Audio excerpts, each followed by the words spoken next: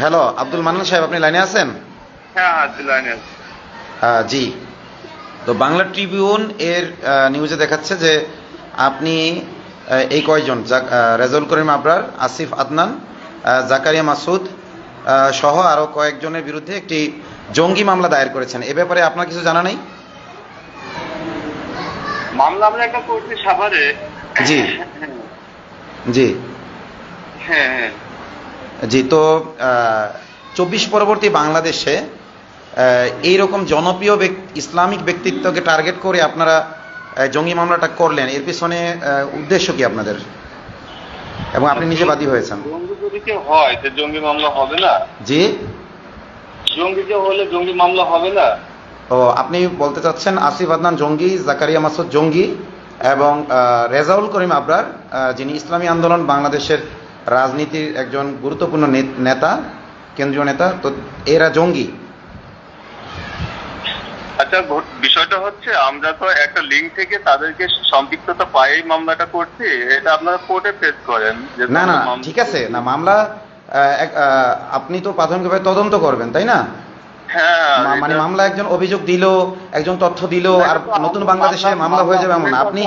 আপনি কি তদন্ত করেছেন? ইনকোয়ারি হবে, রিপোর্ট যাবে, তারপরে না তার বিচার হবে। ও, তার মানে আপনার কথা হলো যে আপনি একটা সূত্র পেয়েছেন, মামলা করে দিলেন, এরপরে তারা যায় কোর্টে বুঝুক, নাকি? হ্যাঁ। তাহলে তো আপনি তো এভাবে না না, বাংলাদেশের আইনটা কি এরকম? আমি তো কারামুক্তি নিয়ে কাজ করি, ঠিক আছে? আমি আপনাকে বলি, আপনি এই ডিসি মাসুদকে চেনেন, যিনি খুব ভাইরাল, জুলাই আন্দোলনে তিনি ছাত্রদের পক্ষে ছিলেন সম্ভবত, এবং পরবর্তীতে উপদেষ্টা হাসান আরিফের ছেলে তার বৌমাকে, অর্থাৎ প্রাক্তন স্ত্রীকে, ওই যে নীলা ইসরাফিল, যে মহিলাটাও ভাইরাল, তাকে আক্রমণ করে এবং ছুরিকাঘাতে তার মাথার কয়েক জায়গায় কেটে যায়। সে একেবারে হসপিটালের সার্টিফিকেট নিয়ে আহত অবস্থায় সেখানে যায় মামলা করতে। তখন কিন্তু তারা এই ব্যাখ্যা দেয় যে উনি এসেছেন অভিযোগ করতে, আমরা তদন্ত ছাড়া মামলা নিতে পারি না। জি, হ্যালো। হ্যাঁ হ্যাঁ। তো তখন কিন্তু ডিসি মাসুদ এই ব্যাখ্যা দিয়েছিলেন এবং আমাকে অভিশাপ পর্যন্ত দিয়েছেন। পরবর্তী একদিন দেখা হয়েছে যে আপনি যেটা করেছেন, একেবারে মামলা নিতে বাধ্য করেছেন, এটা আইনত একটা বেআইনি কাজ হয়েছে এবং এটার সুযোগ নেই। তারপরও আমরা জনরোষ থেকে বাঁচতে মামলা নিয়েছি, এরকম একটা ব্যাখ্যা দিয়েছেন। তাহলে তার ব্যাখ্যাটা কি ভুল? তিনি বললেন যে একজনের অভিযোগের ভিত্তিতে মামলা করা যায় না, এটা আগে তদন্ত করতে হয়। আর আপনি বললেন যে আমি তারা জঙ্গি বলেই আমি মামলা করেছি। এখন কি কি এভিডেন্স আপনি পেয়েছেন? যেহেতু আমরা কারামুক্তি নিয়ে কাজ করি, এখন তাদের পক্ষে আমরা কাজ করব কিনা, তাদের পক্ষে দাঁড়াবো কিনা, এইটা যাচাই করার জন্য আপনাকে আমি ফোন করেছি। হ্যালো, আপনার চরিত্রটা কি বললেন আমি ভালো খেয়াল করিনি প্রথম দিকে। আপনি কে বলছিলেন জানলে? আমরা বৈষম্যহীন কারামুক্তি আন্দোলন, আমরা প্রত্যেকটা নিরপরাধ মানুষকে আইনি সহায়তা দিয়ে থাকি। এখন ওনারা তো জনপ্রিয় ইসলামিক ব্যক্তিত্ব এবং ওনাদের সকল অ্যাক্টিভিটি প্রকাশ্য। তারপরে আমি আপনাকে ফোন করেছি এজন্য যে আসলেই যদি তারা এই ধরনের কিছু হয়ে থাকে তাহলে আমার সংগঠন দাঁড়াবে না, আর যদি এরকম কিছু না হয়ে থাকে তাহলে আমরা তার পাশে দাঁড়াবো। এখন আপনাকে আমি ফোন করেছি এটা জানার জন্য যে আপনি তাদের জঙ্গি হওয়ার পেছনে কি কি ক্লু পেয়েছেন। আপনি তো স্পষ্ট বললেন যে তারা জঙ্গি, আর জঙ্গি বলেই মামলা দিয়েছি। ওদেরকে আস্থা করতে বলেন। আচ্ছা শোনেন, বিষয়টা হচ্ছে আমরা তাকে ওইভাবে সরাসরি বলিনি, তাদের সঙ্গে একটা লিঙ্ক আছে। লিঙ্ক বলতে আমাদের দেশ থেকে কিছু লোক রিসেন্টলি বলতে আপনার ডিসেম্বরে 24 সালে আফগানিস্তানে গেছে। ওখানে যে আপনার ওখানে জুবাইর নামে একটা ছেলে মারা গেছে, ওর সাথে ছিল আপনার ফয়সালকে আমরা অ্যারেস্ট করছি, ফয়সালের নামে মামলা করছি। ফয়সালের সঙ্গে এইসব লোকগুলোকে আমরা লিঙ্ক পাইছি, বুঝলেন? আপনারা লিঙ্ক পাইছেন? হ্যাঁ হ্যাঁ, এই লিঙ্কের সূত্র ধরে মামলা তাদের নাম দেওয়া হয়েছে। এখন যদি এই লিঙ্কে থাকা তারা পুরোপুরি জড়িত থাকে তাহলে তো তাদের আচ্ছা আচ্ছা আচ্ছা, একটু না থাকে তাহলে তারা এই মামলা লিঙ্কটা কি এরকম মানে ভেরিফাইড লিঙ্ক নাকি একটা সূত্র পাইছেন আর মামলা দিয়ে দিয়েছেন? আসলে এভাবে তো আমি ব্যাখ্যা দিতে বাধ্য না। আমরা একটা মামলা করছি, এটা তদন্ত হবে, তদন্তের পরেই হবে। তাইলে ভাই আপনারা তো সেই হাসিনার আমলের মতোই শুরু করেছেন। ঠিক ভাই, শোনেন প্লিজ একটু আমাকে শোনেন। হাসিনার আমলের পুলিশ ঠিক একই কথা বলতো। যেমন আমার নামে যখন জঙ্গি মামলা দিল, আমার ফ্যামিলি যখন গেছে তখন বললো দেখেন আমরা সন্দেহভাজন হিসেবে মামলা দিয়েছি, আপনারা কোর্টে যান। অথচ আমাকে গুম করে রাখা হয়েছিল, গুম করে দীর্ঘদিন রেখে। আমরা তো তাদের গুম করতেছি না, আমরা তাকে না না, বুঝতে পেরেছি ভাইয়া, এক মিনিট, বাইরেই আছে। আপনার কথা আমি শুনবো, আমার কথা একটু শোনেন ভাই। এটা তো জুলাই পরবর্তী বাংলাদেশ, তাই না? হ্যাঁ, জুলাই পরবর্তী বাংলাদেশ। আপনি তো জুলাই অভ্যুত্থানের পক্ষের লোক, তাই না? বাংলাদেশের বাইরে তো না, আর বাংলাদেশে আমি একটু বলি, আপনি তো জুলাই অভ্যুত্থানের পক্ষের লোক, তাই না? হ্যাঁ অবশ্যই। না বিপক্ষের লোক?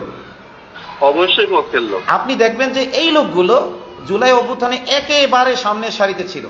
বাকি ইসলামপন্থী হওয়াতে হয়তো সমন্বয়ক পরিচয়ে তারা কোনো সুবিধা নিতে যান নাই, ঠিক আছে?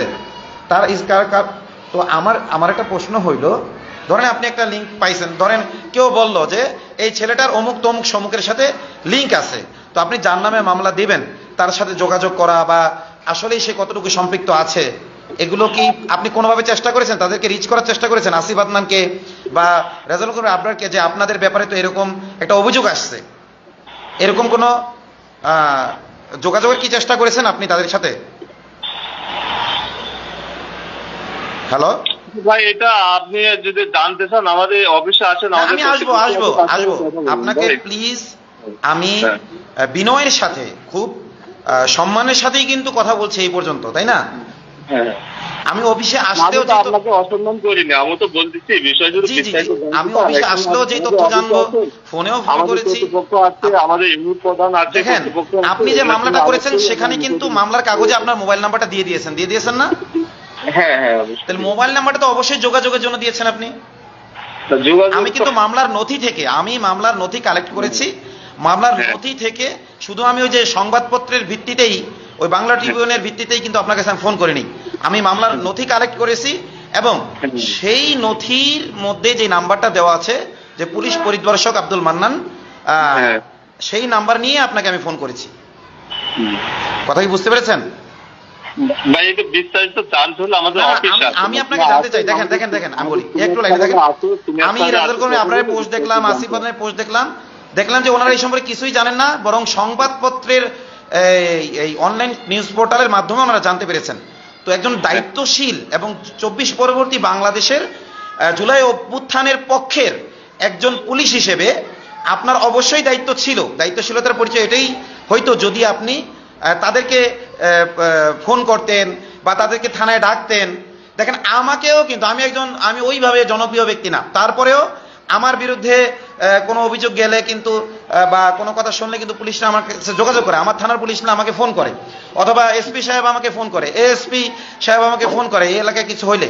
তো আমার প্রশ্ন হলো, এত বড় ইসলামিক ব্যক্তিদের ব্যাপারে আপনি একটা মামলা করে দিলেন, তো আপনি তাদেরকে ফোন করে বা তাদের সংগঠন আছে, তাদের সংগঠনের মাধ্যমে কি বিষয়টা যাচাই করার চেষ্টা করেছেন আপনি?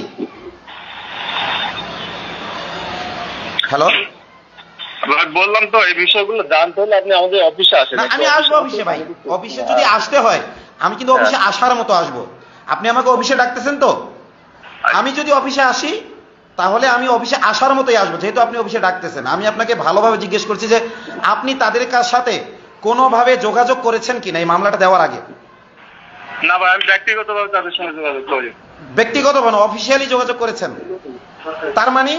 তার মানে আপনি বলতে চাচ্ছেন যে আপনি, যেমন ধরেন আমার ব্যাপারে কেউ একজন আপনাকে বলল যে অমুকের সাথে অমুকের সম্পৃক্ততা আছে, তাইলে আপনি আমার নামে মামলা দিতে পারবেন, এরকম?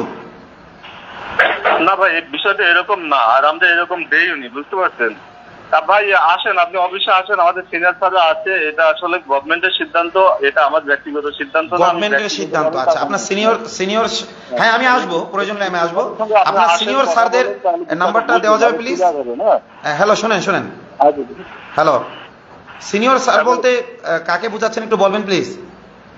এখানে সিনিয়র বলতে আমাদের গভর্নমেন্টই ধরেন, গভর্নমেন্টের সিদ্ধান্ত ধরেন। না গভর্নমেন্ট, আপনি তো ধরেন পুলিশ পরিদর্শক, আপনার উপরে কে আছেন নাম বলা লাগবে না, আপনি পদটা বললেই হবে। আমাদের এখানে ডিআইজি আছেন, ডিআইজি এডিশনাল আইজি দায়িত্বে আছেন, ডিআইজি আছেন। তার মানে ডিআইজি এবং এডিশনাল আইজি ওনারাও বিষয়টা জানেন? হ্যাঁ জানেন, সবাই জানেন বিষয়টা। আচ্ছা, তাহলে আমরা বলতে পারি এটা, আপনারা যেহেতু আমাদের সবচেয়ে বড় ভুল ছিল এই যে 5 থেকে 8ই আগস্ট সরকার সবকিছু মাফ করে দিয়েছেন, আমরা ওই সময় বারবার পোস্ট দিয়েছি যে এই কেউ সরকারি স্থাপনায় হামলা করবেন না, কেউ আইন শৃঙ্খলা হামলা করবেন না, বা এই বিষয়গুলো যেন আমাদের ভুল ছিল, এই বিষয়গুলো যেন আমাদের ভুল ছিল। 5 থেকে 8ই আগস্ট কিন্তু যথেষ্ট সময় ছিল তাওহীদি জনতার যে এই প্রতিষ্ঠানগুলোকে একেবারে ধ্বংস করা, ডিস্ট্রয় করে দেওয়া। কিন্তু আমরা কি করেছি, উল্টো জনগণকে, উত্তেজিত জনতাকে আমরা ফেসবুক স্ট্যাটাসের মাধ্যমে, ফেসবুক লাইভের মাধ্যমে আমরা তাদেরকে নিয়ন্ত্রণ করার চেষ্টা করেছি, তারা যেন দায়িত্বশীল আচরণ করে। এবং আমরা চেয়েছি একেবারে